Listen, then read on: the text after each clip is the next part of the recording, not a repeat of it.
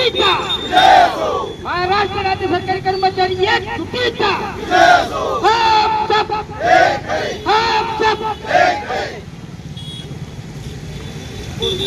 सर्वांनी काय करा, वर हात करा, वर हात करा।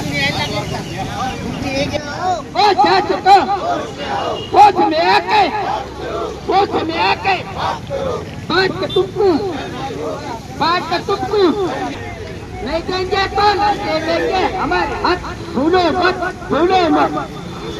महाराष्ट्र राज्य सरकारी कर्मचारी संघटनेचा, महाराष्ट्र राज्य सरकारी कर्मचारी संघटनेचा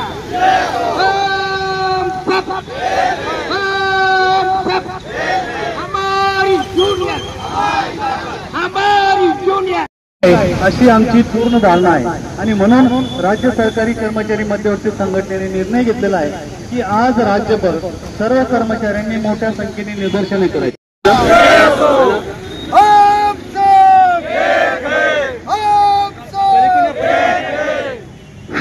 बाकीच्या पलीकडे ना देशव्यापी संपामध्ये आपलं सहभागी आहे, काय प्रमुख मागणी आहे?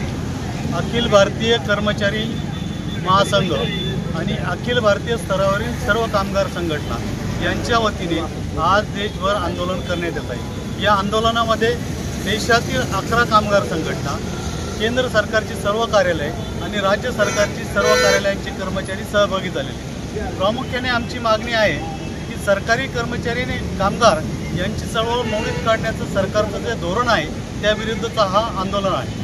राज्यातील सरकारी कर्मचाऱ्यांना पेन्शन योजना लागू करण्यात आली, परंतु अद्यापर्यंत त्याची अधिसूचना जारी केलेली नाही, त्यामुळे आजचं हे आंदोलन आहे।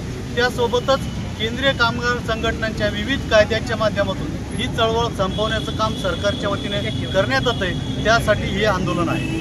राज्य सरकारी कर्मचाऱ्यांची अनेक पदं रिक्त आहे, ही पदं तातडीने भरण्यात यावी अशी आमची आग्रही मागणी आहे। त्यासोबतच सरकारी कर्मचाऱ्यांच्या ज्या प्रमुख मागण्या आहेत, ज्यामध्ये अनुकंप आहे, खाजगीकरण आहे आणि रिक्त पदे आहे, हे भरण्यात यावे यासाठी हे आंदोलन आहे। या आंदोलनानंतर सुद्धा सरकारने याची दखल घेतली नाही तर सप्टेंबर महिन्यात पुढील आंदोलनाची दिशा ठरवण्यात येईल। ज्या पद्धतीने 7 दिवसाचा बेमुदत संप सरकारी कर्मचाऱ्यांनी केला होता आणि राज्य शासनाच्या आश्वासनानंतर तो संप स्थगित करण्यात आलेला आहे, तो संप कायम करण्याचा सप्टेंबरमध्ये आमचा मनोदय आहे आणि सरकारी कर्मचाऱ्यांचा हा असंतोष दूर करण्यासाठी सरकारने योग्य ती पावले उचलावी अशी अपेक्षा या निदर्शनाच्या माध्यमातून आहे। मी गणेश जनवई, जिल्हाध्यक्ष जिल्हा परिषद कर्मचारी महासंघ छत्रपती संभाजीनगर। आज पूर्ण देशामध्ये जवळपास 25 कोटी कर्मचारी आजच्या या संपामध्ये सहभागी झालेले आहेत। त्याच्यामध्ये आमची संघटनासुद्धा सहभागी आहे, त्याच्यामध्ये राज्य मध्यवर्ती संघटना असेल, आमची जिल्हा परिषद कर्मचारी महासंघ असेल आणि विविध आमच्या ज्या संलग्न संघटना आहेत त्या सर्व सहभागी झालेल्या आहेत। आमची एकच मागणी आहे की जे मागे पेन्शनचा अध्यादेश होता तो निघाला पाहिजे, त्यासाठी आजची प्रमुख मागणी आहे।